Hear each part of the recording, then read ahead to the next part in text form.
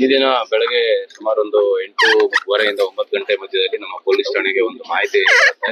ಇಲ್ಲಿ ಕಾಮಾಕ್ಷಿಪಾಳ್ಯ ಪೊಲೀಸ್ ಠಾಣಾ ವ್ಯಾಪ್ತಿಯ ಕೊಟ್ಟಿಗೆಪಾಳ್ಯ ಎಂಬ ಜಾಗದಲ್ಲಿ ಒಂದೇ ಮನೆಯಲ್ಲಿ ಸುಮಾರು ಒಂದು 4 ಸಾವಾಗಿದ್ದಾವೆ ಅಂತ ಹೇಳಿ, ಅದರಲ್ಲಿ 3 ಕೊಲೆಗಳು ಮತ್ತು ಇನ್ನೊಂದು ಆತ್ಮಹತ್ಯೆ ಅನ್ನೋ ಒಂದು ಮಾಹಿತಿ ಆಧಾರದ ಮೇಲೆ ಪೊಲೀಸರು ಇಲ್ಲಿ ಬಂದು ಸ್ಥಳಕ್ಕೆ ಬಂದು ಪರಿಶೀಲಿಸಲಾಗಿ ಈ ಮನೆಯಲ್ಲಿ ಸುಮಾರು 5 ಜನ ವಾಸ ಇರ್ತಾರೆ. 5 ಜನರಲ್ಲಿ ತಂದೆ ತಾಯಿ ಮತ್ತೆ ಒಂದು ಅಜ್ಜಿ ಮತ್ತೆ ಏನು ಈ ಮಾವ ಮತ್ತೆ ಮಗ ಇಷ್ಟು ಜನ ವಾಸ ಇರ್ತಾರೆ. ಈ ಮನೆಯ ಏನು ಯಜಮಾನ್ ಚಿಕ್ಕಣ್ಣವ್ರು ಇದ್ದಾರೆ, ಅವ್ರು ಬೆಳಗ್ಗೆ 6 ಗಂಟೆಗೆ ಎದ್ದು ಕೆಲ್ಸಕ್ಕೆ ಹೋಗಿರ್ತಾರೆ. ಮನೆಯಲ್ಲಿ ಆ ಸಮಯದಲ್ಲಿ ಆ ಚಿಕ್ಕಣ್ಣವ್ರ ಮಗ, ಅವ್ರ ಹೆಂಡತಿ, ಅವರ ಬಾಮೈದ ಮತ್ತೆ ಅವ್ರ ಅತ್ತೆ ಇರುವಂತದ್ದು.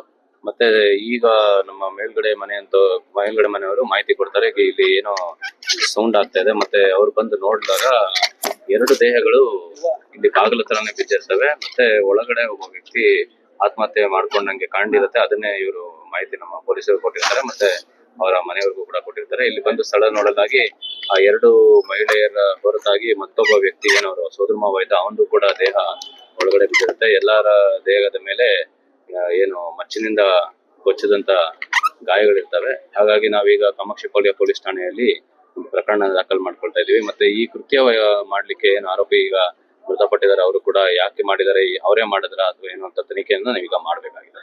ಇಲ್ಲ, ಆತರ ಏನು ಇನ್ನು ಮಾಹಿತಿ ನಮಗಿಲ್ಲ.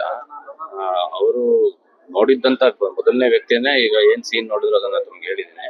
ಹಾಗಾಗಿ ತನಿಖೆ ಸಂದರ್ಭದಲ್ಲಿ ಇನ್ನೂ ಹೆಚ್ಚಿನ ಏನಾದ್ರು ಮಾಹಿತಿ ಇದ್ರೆ ಸ್ಥಳೀಯರಿಂದ ಮಾಹಿತಿ ತಗೊಳ್ತೀವಿ. ಈಗ ಇನ್ನೂ ತನಿಖೆ ಈಗಷ್ಟೇ ಶುರು ಮಾಡ್ಬೇಕಾಗಿರೋದ್ರಿಂದ ಮುಂದುವರೆದಂತೆ ಅವೆಲ್ಲ ನಾವು ತಿಳ್ಕೊಳ್ತೀವಿ. ನ್ಯೂಸ್ ಅಲರ್ಟ್ ನಿಮ್ಮಿಂದ ನಿಮಗಾಗಿ.